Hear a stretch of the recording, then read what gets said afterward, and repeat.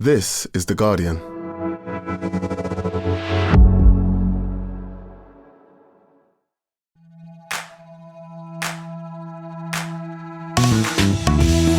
Hello, I'm Faye Carruthers and welcome to The Guardian Women's Football Weekly. The WSL is back and so is Ella Toone. It doesn't get much better than a hat-trick in the Manchester derby to kick off 2025 for United fans. Arsenal have finally decided their new manager was under their nose the whole time, and Renée Slegers' side celebrated with a 5-0 win over Crystal Palace. Chelsea hit 5 against West Ham too, and there were wins for Spurs and Liverpool. We'll discuss all of that, plus we'll take your questions, and that's today's Guardian Women's Football Weekly. Suzy Wrack, it's lovely to see you. I wish I was still in the sunshine. However, back in miserable London. How are you doing? How has your week been? Welcome back.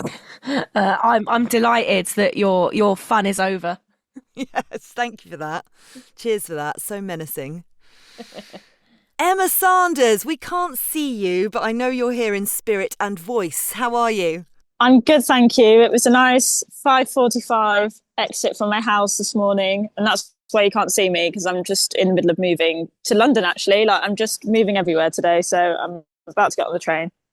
But I'm here in spirit. Are you physically moving to London, as in you're picking up your possessions and moving to London, or you're just travelling?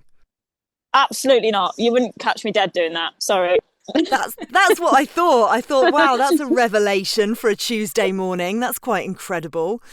We have another debutante today, and it's a wonderful one as well. Emily Keogh from ESPN. How are you? I'm good. I'm not as good at mornings as Emma Sanders, but I'm getting there. I'm awake, so positive start. Yeah, well done. Well, none of us are either. We're just going to let everybody know we had a nice, chilled late start today. And Emma Sanders went, no, get up early, all of you. My bad. Sorry, team. Unbelievable. If it was anybody else, we'd say no. Now, listen, it was a weekend that saved the best till last, wasn't it? Up in Emma Sanders' wonderful Manchester, which is why she's not leaving. The first Manchester derby of the season, living up to the hype. It was a 6-goal performance to beat the neighbours comprehensively on their own turf. Of course, aided by a hat-trick from Ella Toone. Leah Galton on the score sheet as well.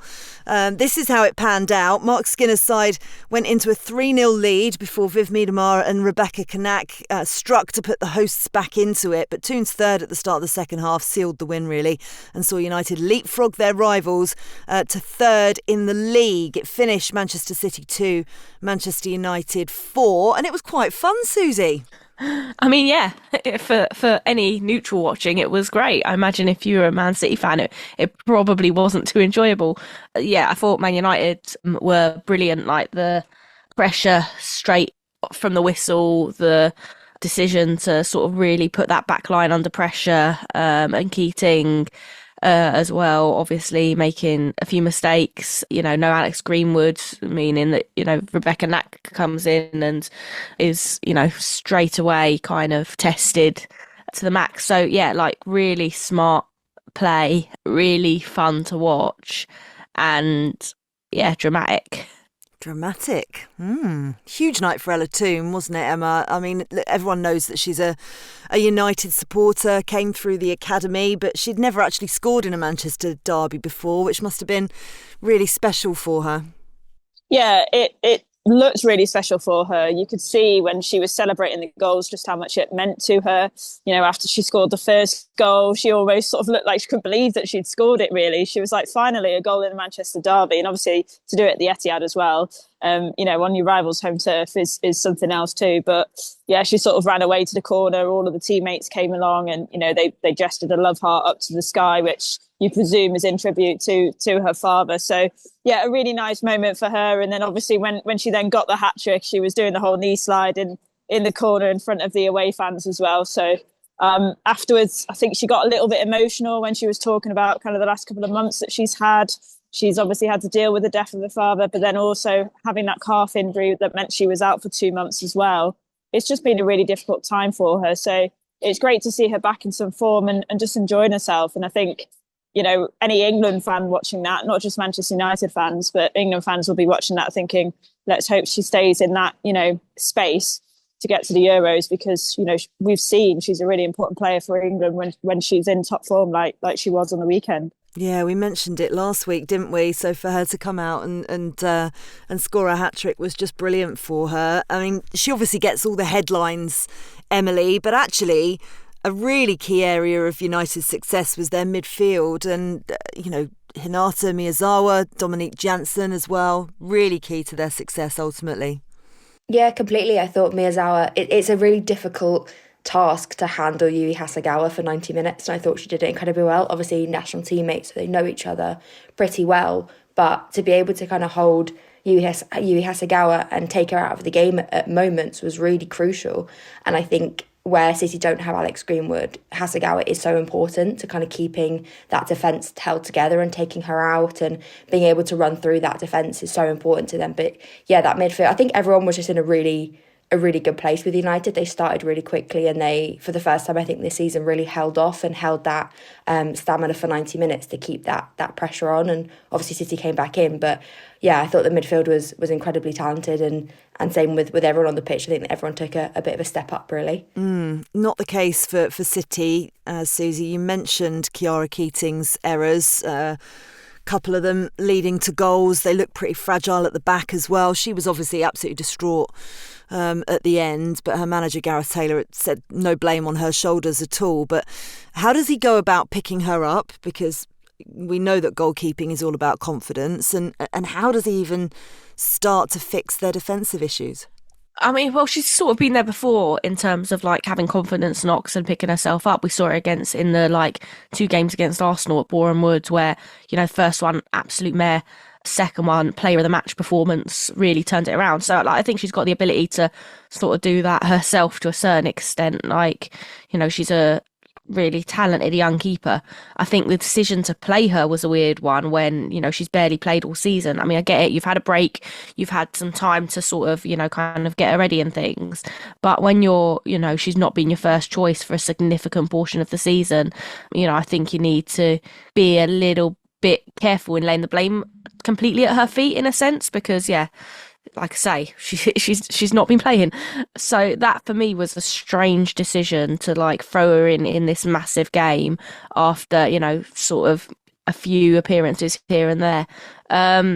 They need to settle on a keeper quite badly, especially when you've not got Alex Greenwood in front of them. You sort of need to pick someone that the newer players and the less experienced players, for want of a better way of putting it, really start to build a relationship and the understanding between them, because she looked lost. Like the goal conceded just after the break that really killed things looked like it was a coordinated thing. She was up really high. It was played back to her from the middle.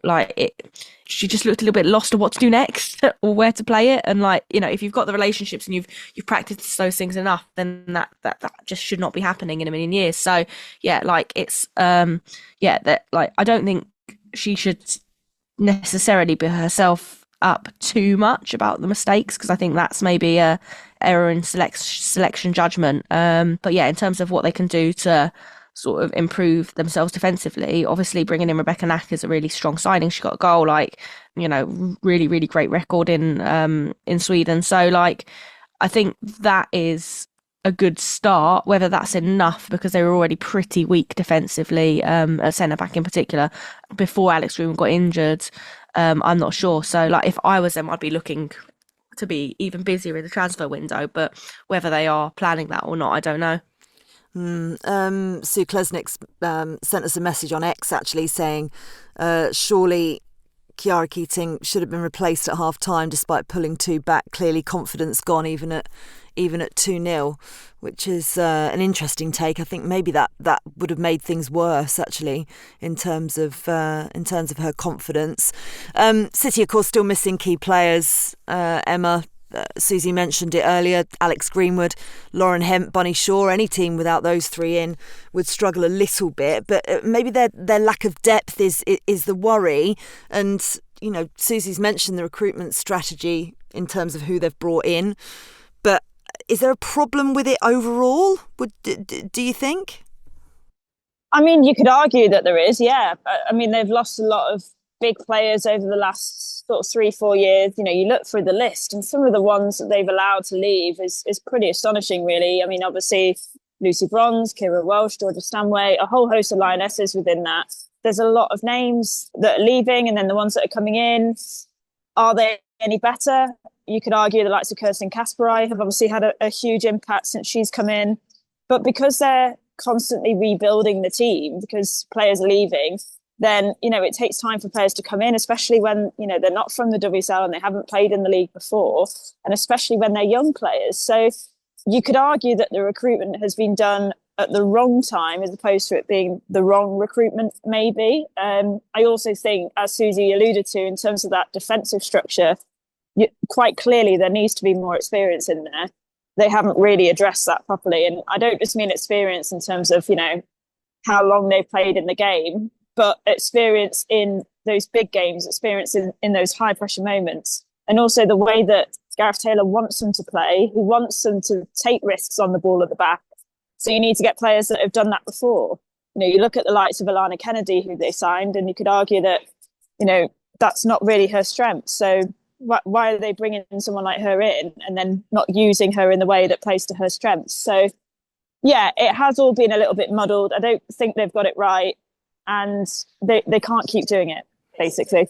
Muddled is a good word. And Emily, I'm not sure if you heard our pod last week, but we talked about Chloe Kelly and what the issues are there. And Emma's just mentioned a load of lionesses, you know, having left over the last few years.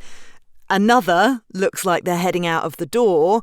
Chloe Kelly very conspicuous in her absence. Gareth Taylor saying that she'd picked up a knock.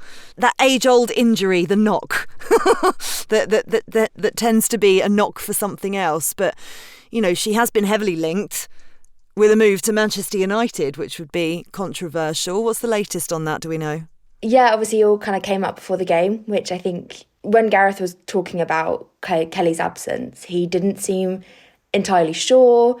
He left it very ambiguous, as you said, and I don't know whether that was more because he just didn't really want to talk to media after they lost, or whether, you know, he actually wasn't really that aware of what was going on, and potentially that kind of reflects perhaps some disconnect behind the scenes. But I think if you look at it as a whole, a player of her calibre who's only had one WSL start at the first half of the season, there's no doubt why she would want to be looking at a move away. I think City have had sort of a pattern where a player has probably had a very good reason for wanting a move or a loan, and they've kind of held on to that player and had them on the bench, and for both parties it's never really seemed to be the best situation. So I think at the minute, obviously City won't want to let a senior player go given their injuries, and given actually up front Chloe Kelly might have had a really big role in that derby, but obviously we'll never know whether it could have been any different if she had played. So I can see it from both sides. I still think Kelly's team will be pushing for a move. I'm not entirely sure the updates over the weekend, but it wouldn't surprise me if we did see Kelly stay. But I think she would be very unhappy with that if she wasn't being guaranteed game time. But then again, with the injuries, Taylor may have changed his stance, and she actually might become a really important player in this side with Lauren Hemp out, and potentially a bit of disconnect as they try to build in their new signings, which obviously there's been several links which can't have been easy for Kelly to see either, knowing that potentially if you're adding the likes of Carolyn potentially to your squad, that's another player you've got to compete with for game time. So it's a really tricky situation, and I think what's the big reflection here is that probably there's a lot more going on behind the scenes than any of us are really aware of, and potentially that's fueling a bigger problem at City that you know might come to light in the next couple of weeks. But I think it's a really tough time to be Chloe Kelly, really, especially with her Euros place potentially on the line if she can't get more game time. So I do feel for her, but I'm not entirely sure City will be willing to let her go at this point. We shall see, which is something that we've been saying for the last few months at Arsenal, isn't it, Suzy? We shall see whether Renée Slegers will be appointed the permanent head coach. Well, she has been, finally. And her team continued the good news on the pitch as well with a 5-0 win over Crystal Palace. Williamson Russo Mead, and 2 goals from Mariona Caldente as well, saw Arsenal move up to second in the WSL. Their unbeaten run as well has gone to 12 in all competitions. Brilliant performance from them, made it really comfortable in the end. Look, we've covered this situation to death a little bit, Suzy, haven't we? But she has finally been rewarded for her work as interim coach after Jonas Eidevall left. An 18-month contract, though, is all they've given her. What do you make of that? Yeah, I think it's right that she got the job. Obviously, it's been a long wait, and they say, a thorough, extensive, whatever word you want to use, process to reach this point. But, given the work she had done, I think it would have been difficult for anyone else to come in and pick up the job, like when she had such goodwill amongst fans and players. It'd be a really hard place to come into. So I think it's the right appointment, and also I think it's quite telling that no one's really reported on other names that were on the shortlist or the long list or anything like that. And I think that's kind of like speaks to how few sort of top quality managers there are actually available in women's football, or are in women's football full stop, right? Like of a certain level. Well, Nick Cushing was the only one, really, wasn't it? That was the only one that came out. Yeah, but I'm not even sure that he was, we've not really heard whether he was in it till, sort of the final rounds or not, or if he was out of it early doors. So it's a really difficult one because, like I say, the availability of top managers in women's football is that pool is tiny, minuscule. So, when you've got someone who is performing and, has really brought together the dressing room and things like that, then I think they deserve a chance. Still, as I've said, every single week, pretty much, there are huge tests to come. She's not properly been tested, and the back-to-back games against City and Chelsea first at the end of this month and start of next is the first, for me, big test of her credentials for the long term. But I think 18-month contract, when you've got someone who isn't necessarily kind of tested or known at the top level like this, I mean, that's fine. They can extend it. It's not a big issue. And yeah, it's great that she got it, because I think fans are delighted at the match. They were all singing We've Got Super Renée Slegers and things like that, and there's a real kind of feel good factor back at the club again. They've scored 36 goals, conceded 5 in the 12 games that she's been in charge. Only one of those goals conceded in the league, so the numbers speak for themselves, and it's just it's average of 3 goals a game. If they can keep that up, then they've got a really good chance of being the main challengers to Chelsea. But I can't see anyone catching Chelsea, so that's a bit of a moot point. But yeah, you get my drift. Yeah, I do get your drift, absolutely. It's not a snowdrift either, it makes sense. It was a comprehensive win in the end, Emma, even if it took them a while to get the second goal. Another clean sheet as well, and a pretty impressive scoring record, as Suzy just said, under Renée Slegers. What did you make of their performance as a whole, and how much confidence is it going to give them? Because actually, they could be the challengers to Chelsea, and they play them next week, of course. Yeah, I thought it was a really good performance. I think what we're seeing now from Arsenal's players is a bit more confidence individually, and I think that's maybe what they were lacking at the start of the season, obviously, when things weren't going well. Under Jonas, before he left, I think you could see individually players weren't really enjoying themselves, they weren't expressing themselves. Obviously, the likes of, Leah Willis and Alessia Russo were given a bit of a hard time when they were kind of on England duty as well, because they weren't performing well. So, they're 2 of the individuals, for example, that I think are really in form now. They're playing some really good stuff. So obviously both were on the score sheet on the weekend as well.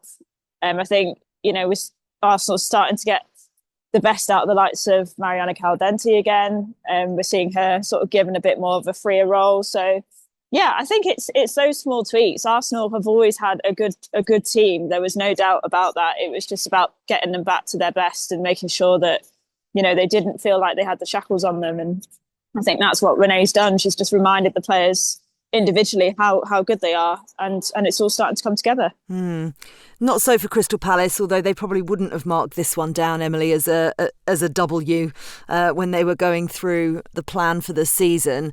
It's not going to define their season, that's for sure. And actually, they defended really well for large parts of the game until that flurry of goals towards the end. What do you think they can take from the performance going into a big game against Tottenham next week? I think that's the big frustrating thing with Crystal Palace, is that they start really, really well and they just really struggle to hold off. And I guess there's an experience and an ability to kind of keep the same momentum up for 90 minutes. And I think we saw that in the Chelsea game right at the start of the season, that it was really hard to break them down. And then they kind of just had the wind knocked out of their sails, and there was that flurry of goals at the end. And I think it's the same sort of pattern with teams. I think teams know that Crystal Palace can't hold off for 90 minutes, so they know that if they kind of keep at them for an hour, at some point they will lose concentration, or they will just not be able to hold off, and you'll be able to get those extra goals. So I think it's quite a difficult time for Laura Kaminsky at this point, because how do you change that? How do you rectify that? And it's obviously, there's multiple things that will feed into that. But I think teams know that they just need to kind of keep that press going and keep the pressure on.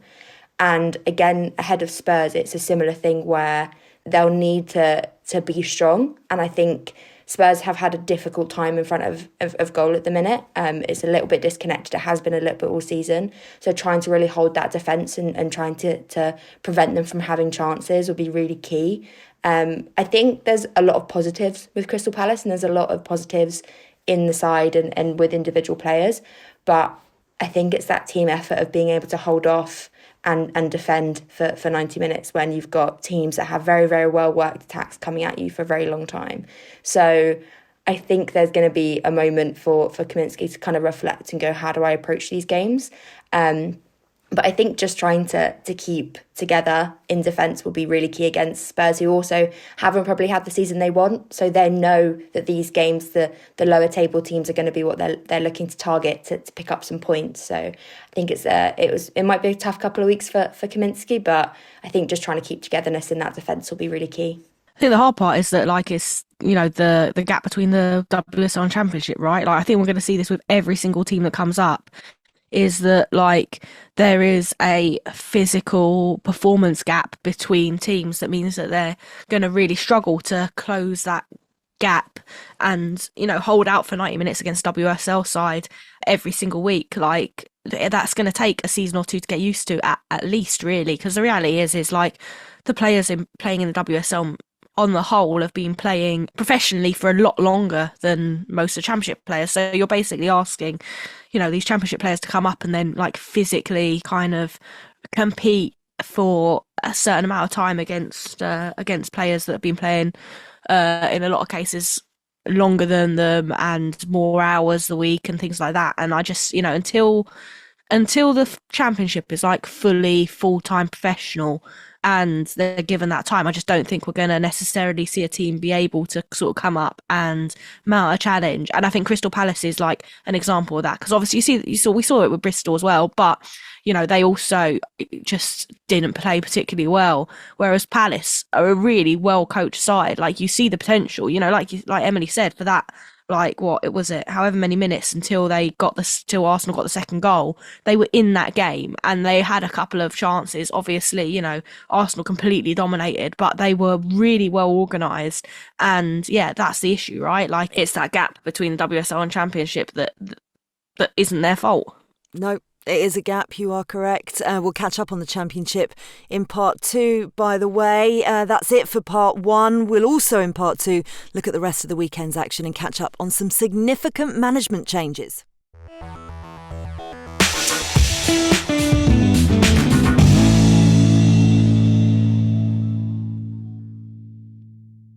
Welcome back to part 2 of the Guardian Women's Football Weekly. So Liverpool secured their first league win since November, beating Brighton 2-1 to move up to 7th in the table. Many have called it Liverpool's best performance of the season to date, with Olivia Smith, Mia Enderby and Leanne Kiernan all stretching Brighton's faltering defence. Feels like, Susie, things are starting to look up in Merseyside. Yeah, I mean, a great start to the second half of the season. They really, really needed it. And it's not been the easiest of time for them after such a great season last year. But I mean, that's partly not their fault. I mean, they've not had sort of a huge amount of money coming into the side. They've not been able to spend big in the summer compared to some other teams. So their backs were sort of against the wall from the off in that sense. So to get a win and a performance like this, kind of so early on in the second half of the season, I think is really significant. I thought they were everywhere. That like the pressure, they just seem like really energetic and up for it, and like forward thinking in a way that I think we haven't maybe seen for a while. It looks a little bit timid, I'd say, in the first half of the season, and they just look like they had shaken that off. Obviously, they've brought in a couple of players on loan as well, which I think is going to help them in this second phase. But again, they're sort of doing business constantly on the back foot, like trying to sort of hang on to the coattails of all of the other teams that are investing far more significantly, those sort of in and around them in that sort of middle of the pack section of the table, which is a real shame, because you think, given what they did last season, there was a real opportunity to like really kind of go for it and invest. And at the moment, I think they're very much reliant on Matt Beard's skill as a manager and like ability to kind of find sort of players who are very, very cheap because no one's really heard of them, but ends up being like a superb gem. The team very much relying on him to do that. They've brought in Scottish Sam Kerr on loan from Bayern Munich and Julia Bartel on loan from Chelsea, but like loan deals aren't gonna sort of sustain you for the long term. So they're good like additions to the squad for this second half of the season, but like in terms of long term, Liverpool just need to up their game and actually give a damn about the women's team. That would really help. I'd love to see Matt Beard be given a shitload of money. I really would. I think he really deserves it. She must just get so frustrated with having to like completely have a new prefix to her name all the time, a Scottish Sam Kerr rather than just Sam Kerr. I mean, she was just cursing, wasn't she, when Chelsea Sam Kerr, Aussie Sam Kerr arrived in the league. Olivia Smith opened the scoring, by the way. It was a superb solo goal.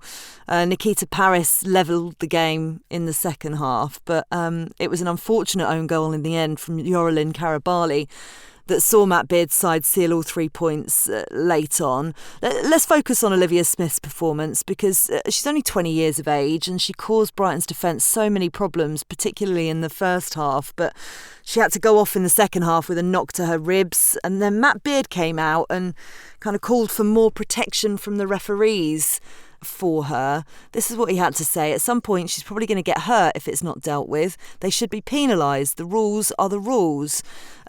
Firstly, Emma, what did you make of her performance, and what did you make of her manager's post-match comments as well? Yeah, I mean, firstly on Olivia Smith's performance, I mean, what a player, talk about investment in the Liverpool squad, and she's the only one really that they have invested in over sort of the last 18 months or so, club record signing, and she's been absolutely phenomenal really this season. She tore Brighton apart. They just couldn't handle her. The goal itself was kind of a summary of all of her traits in one move, really. She had the kind of the strength, the tenacity to hold them off. She had the pace, she had the intelligence running behind, and then the finish at the end, was just fantastic. So I think that was a demonstration of who she is and what she can do. And like you say, she's only 20 years old. It's quite scary, really. The comments afterwards were, they were interesting. We kind of weren't really expecting them. We'd spoken to Olivia, literally a few moments before, and then Matt Beard walked in, and he wasn't prompted in terms of, a question or anything. He brought it up himself. So he was obviously very keen to, make it known that he was unhappy about it. It's not the first time he's mentioned it. I remember being at Anfield for the defeat to Manchester City, where again, Olivia Smith tore the Manchester City apart in the first half and had to come off injured in the second half. She was a bit battered and bruised in that one, and Matt Beard raised question marks about it then. So I think it's really interesting comments. Whether you agree with them or not, what I do like is the fact that he's coming out and he's defending his player, and sort of, being the kind of the typical father figure, if you like, and sort of saying, leave my player alone, and fighting for her. So I really like that. I like that in a manager, and he's done it off the back of a victory as well. So I think whenever you're complaining and it's off the back of a win, there's a little bit more to it, I think. So yeah, it was interesting comments, and certainly one that I think a lot of people maybe were sort of agreeing with. Yeah, I see what you mean in terms of the context of when he makes the comment, without a doubt. I'm not quite sure. I mean, I understand the context of Brighton manager Dario Vidosic's comments, but I'm not entirely sure whether this is the best way to describe your team's performance. Unacceptable and toothless, Emily. Was it a correct analysis? And is that too far to go, really? How's that going to inspire them? I think it's really hard when like a manager's personally frustrated about a performance, because there's obviously what you do behind the scenes and then there's obviously the execution on the pitch. So I can understand, and we've seen it before with other managers where, you know, they've probably been a little bit dramatic, I'd say, with some of the comments. I think he's got really high standards with Brighton, and we've heard him say, you know, he wants to be pushing for that top four. And for ages, you know, they were in that top three bracket and they'd had some really good performances. I think with it being after the break and the first WSL game, and it's not an easy WSL game either, Liverpool, it was those kind of internal frustrations that probably came out a little bit. I would be really interested to know kind of whether it was any different at halftime, because I think they didn't play badly. I think they've played better, but I didn't think it was an overall, you know, shockingly bad performance, and they still would have probably walked away with a point if it wasn't for those last kind of 15-20 minutes where they really lapse in concentration. So I think he may, you know, reflect slightly differently with a bit of hindsight. But yeah, I thought, you know, it wasn't the best of performances, but I didn't think it was the worst of performances that we've seen from Brighton before. So yeah, I'd be interested to know kind of on reflection whether he still stands by those comments, and maybe that was a little bit of his game plan didn't really work and it was more frustration at himself than at the players. But I did think it was quite strong comments for it to be the first WSL game back after quite a long break, and it not being an easy game at all. It's the first time Liverpool have won at St Helens, so you know you weren't walking into that game expecting to walk away with a win. So I did think it was quite interesting, and would be quite keen to know whether he's changed his approach, or I guess his opinion of that game with a little bit of hindsight. Both Everton and Aston Villa will have been looking to leave a difficult first half of the campaign behind. They came into their fixture at Walton Hall Park, both looking for a win, but it finished Everton 1, Aston Villa 1, late Sarri equaliser. Rachel Daly heading the visitors into the first half lead, but Beatrice Sarri struck in the final minutes to make sure that Brian Sorensen's side salvaged a point. They've made moves in the transfer window. We discussed it last week, Suzy. It actually meant that they were able to name 9 subs on the bench. It felt quite important, actually, for kind of changing the course of the match and getting themselves a point. Well, yeah, I mean, the fact that Beatrice Sarri came off the bench in the 73rd minute and then goes on to score the winner shows that they've got a little bit more depth than they've had there before. Obviously, she is not new, but like just in terms of, you know, kind of who they start and, you know, who kind of is on the bench and available, and having like different options available depending on who you're playing and the game plan, like so significant, right? Like, and I think it's great that they're finally getting a little bit of money. I mean, obviously they've brought in Kelly Gago from Nantes, they've Hayley Ladd in from Man United, Martina Fernandez, Barcelona, Emma Watson, you know, young talented player from Man United as well on loan, Lorna Ribadera in from Chelsea on loan as well. So like you've got some like solid moves being made. Obviously, like I said, on Liverpool, like the loans aren't necessary for the long term, but in terms of kind of helping them handle all their injuries and just giving them a little bit more depth on the bench, it's hugely significant. And I think it's no accident that, you know, you then see a substitute come on and make the difference and get them a point. You know, just being able to rotate like that is hugely significant. You know, they made 5 changes during the game. When was the last time Everton could make 5 changes during a game? When was the last time they had more than 5 players on the bench? Like, yeah, it's hugely significant. And you hope, you know, with a new ownership of the club, that they're actually going to kind of get a little bit of money thrown their way. Hopefully we don't see a Man United where the new ownership come in and then forget about the women's team almost entirely, or say they're not the focus. Hopefully we don't see a situation like that. But yeah, at the moment the signs look good. I meant to mention that earlier when we were talking about Manchester United. How's that working out then? The women are getting the results and the men aren't. Interesting. Yeah, I need to mention Courtney Brosnan, because we always give her a little bit of love on the pod for her performances, and Brian Sorensen praised her performance as well, keeping them in the game during a tricky first half. And she kind of flies under the radar sometimes for her heroics, Emma, but she was brilliant, wasn't she? Yeah, I like that you give her love on the podcast, because I completely agree. I don't think she gets anywhere near enough of it elsewhere. What a brilliant player she's been for Everton. Every single time I cover them, you know, Courtney Brosnan will make an important save or have an impact on the game. And I think she was so important to them to keep them in and keep the score line down, because as we've just said about the depth coming off the bench, and that was obviously what Brian Sorensen was calling for. It's, there's obviously a risk element to that Everton are sort of playing the long game. They're playing the game over the 90 minutes as opposed to obviously trying to sort of get the job done in an hour. But they can do that because they have someone like Brosnan who can keep things at bay for an hour, and then they can make those impactful substitutions, which they did. I thought Mel Lawley was fantastic when she came on as well. Obviously, the new signings helped in that too. And Gago was just absolutely brilliant. I mean, she really, really hassled, and I think a lot of the fans are excited to see what she can do going forward. So I just think it was fantastic that Brosnan sort of gave them that sort of standing point to go from. And yeah, look, we know how important she is. We know how good she is. And I think Everton need to keep hold of her over the next couple of years. That's the most important thing for them. Yeah, I agree. Sean Gota said that his side need to be more ruthless. He's still in interim charge of Aston Villa, but has said that he would love the permanent job. What do you make of his comments about their performance, Emily? And would he be a good shout to take over permanently?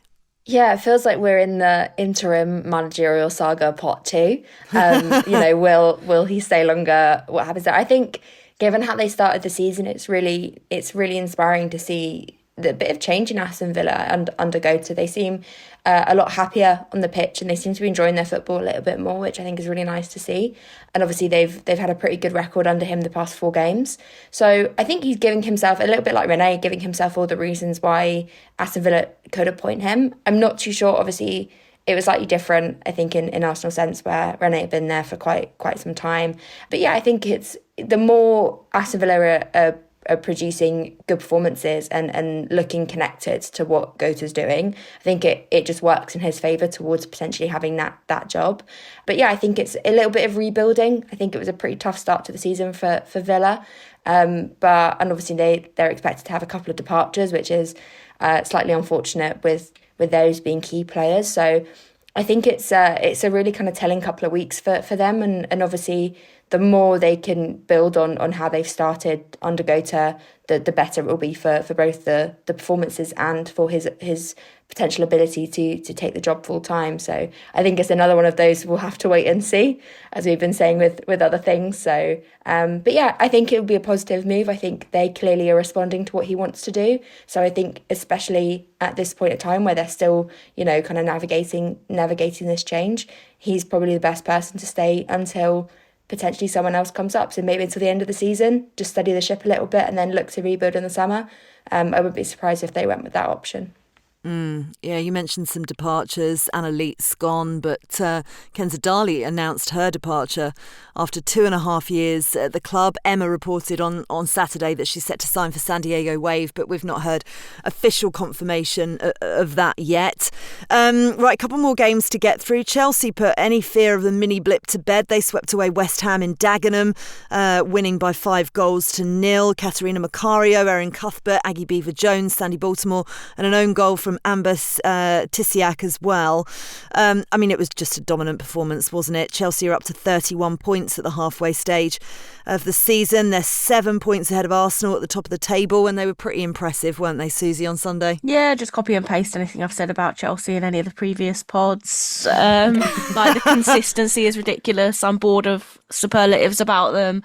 I loved Kat Macario's goal in particular. I just could eat that all day long. It was brilliant.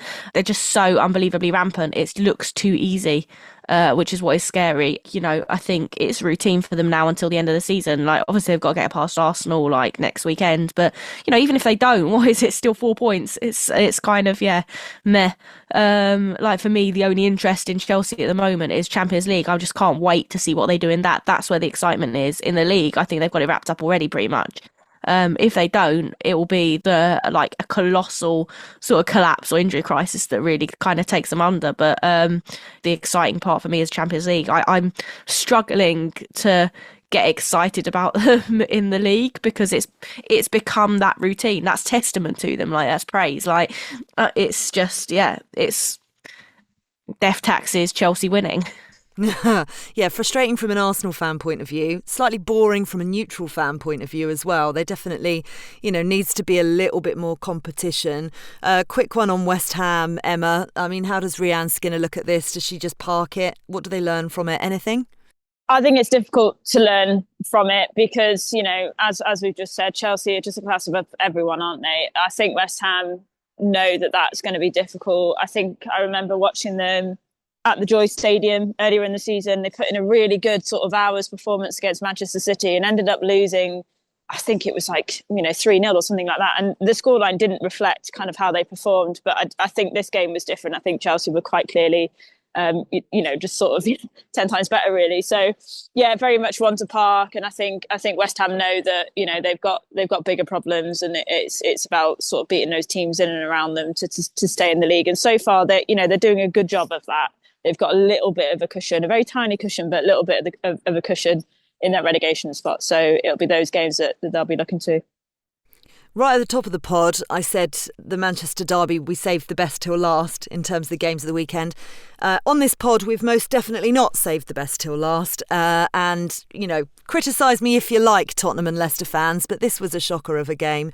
And actually, it was Spurs who edged it. Slightly fortuitous circumstances as well. It means they're 3 points behind fifth place Brighton in the table now.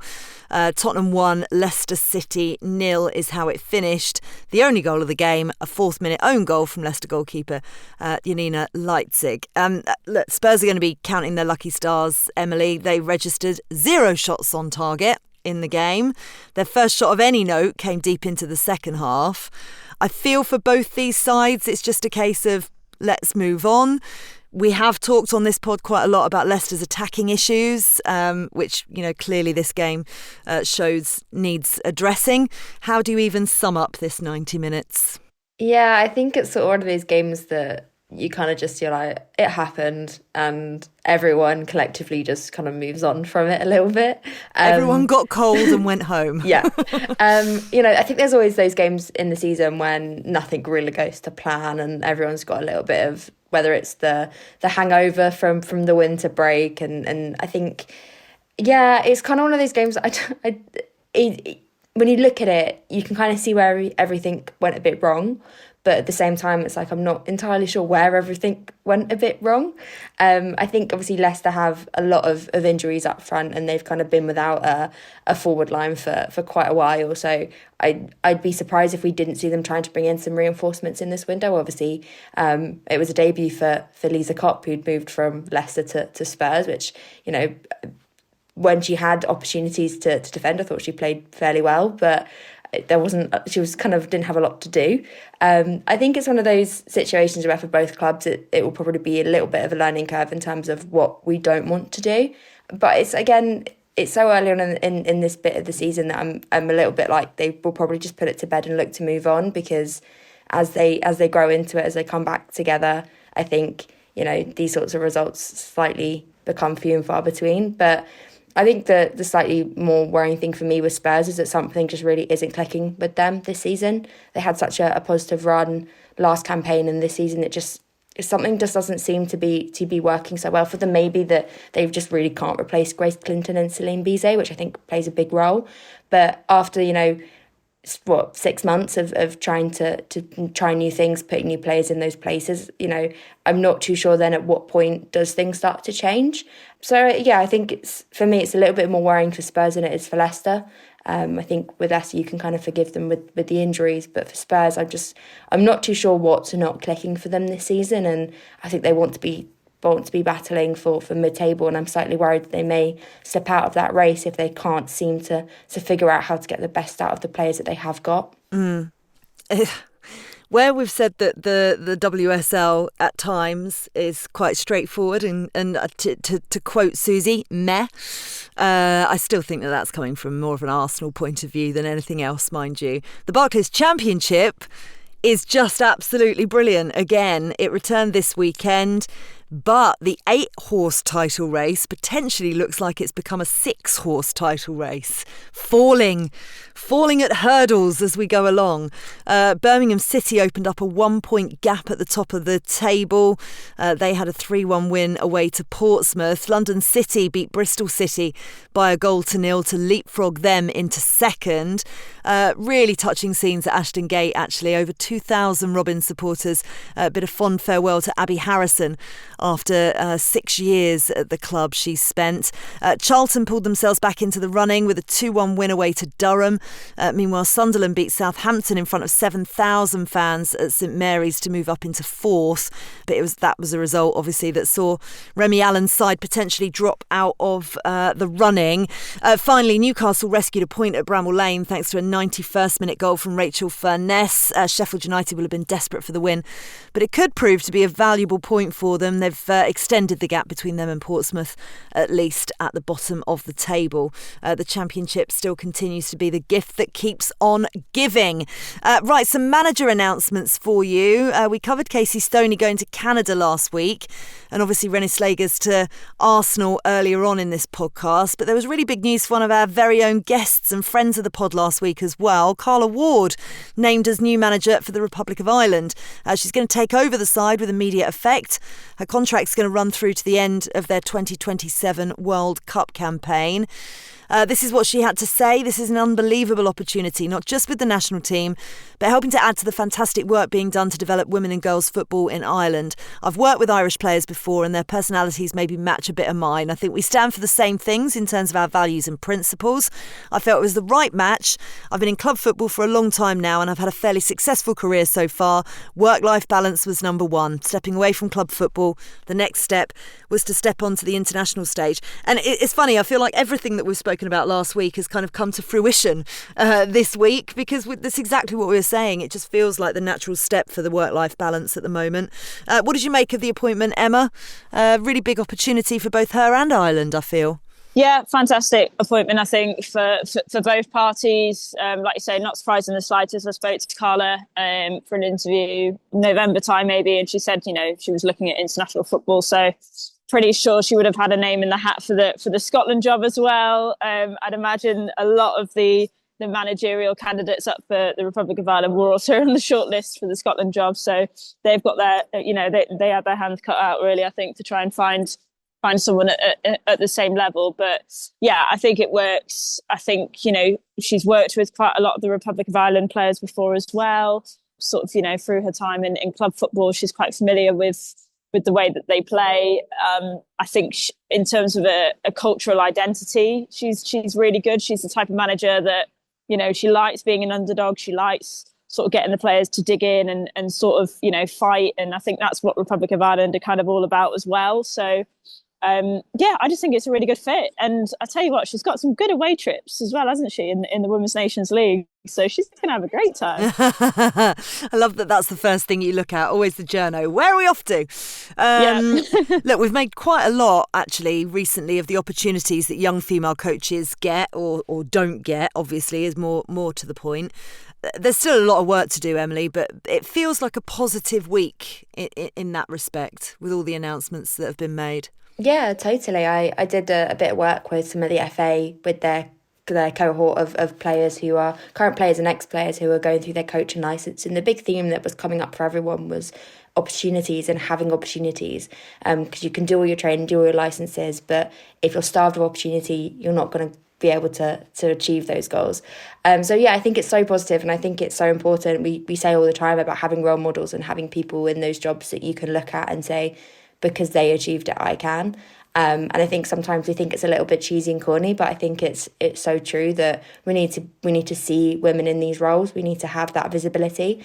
I think it's so important that, Arsenal have a female manager again. They haven't had one for quite some time, so it's great. And I think similarly with Ireland, I was so excited about Carla Ward's appointment. I think it's a great appointment for both club and person, and I'm very excited to see what she does with them. And yeah, I think it's across the board, it's a really positive appointment. And similarly with Casey Stoney as well, we're looking at 3 really, really capable managers in 3 really, really good jobs, and it just goes to show kind of when those opportunities are available, then we're able to kind of fill them with women who have the talent and have the ability. So I think it's so exciting, and I think it's great for the younger generations looking at 3 new managers that are all female that go, well, that could be me in 15 years' time. So really positive. Yeah, where there's positives, there's also, you know, an interesting story behind it, Suzy, isn't there? And you and I are both mothers as well. We know that the juggle is real, and that's not to take anything away from anybody who's not a parent. You know, the juggle is real for everybody. I understand that, but I think it's quite interesting that both Carla and Casey mentioned the importance of having that work-life balance as mums and how it actually factored into their decisions. Emma Hayes has talked about it in the past as well. Renée Slegers is also a mum, and she's gone into the domestic game. But how urgent is it, do you think, for organisations to really start thinking much more about how they can best support managers who are mothers as well, so we don't lose the talent from club football? It's something that, you know, the corporate world is looking into as well. Tanya Oxtoby is another great example about at Northern Ireland. Her little boy is not that much older than my little boy. It feels as if something needs to be done to make this support more possible, because there's obviously only a certain number of international jobs that are appealing for people. What needs to be done? What can be done?